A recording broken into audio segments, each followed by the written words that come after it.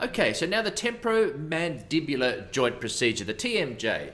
So you want to get to that point where I said where you can feel that joint, so coming along the cheekbone there, in front of the ear there, both sides, with gentle pressure.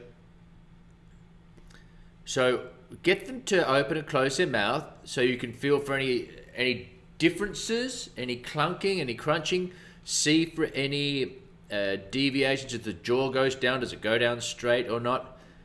So you're assessing it, and then you can reassess afterwards, of course.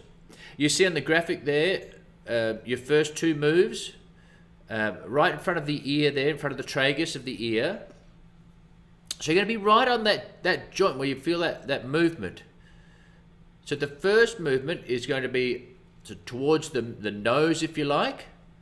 You see the arrow, so you get them to put their finger in their mouth.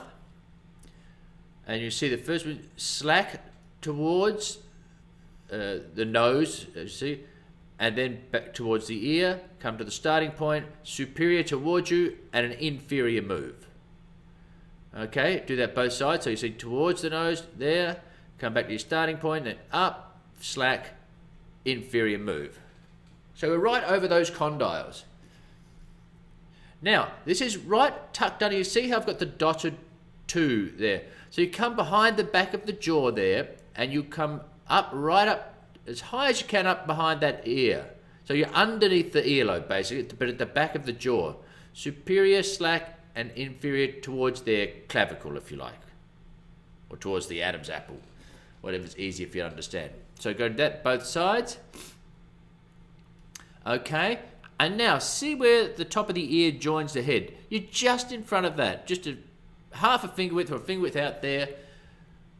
And you're going to come up towards the eye and do your move that way. Just like I show with the arrows.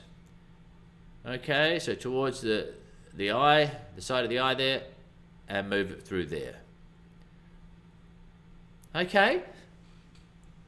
So now what you can do, you want to reassess that movement, note for any change of any. And that's it, 3 sets of moves.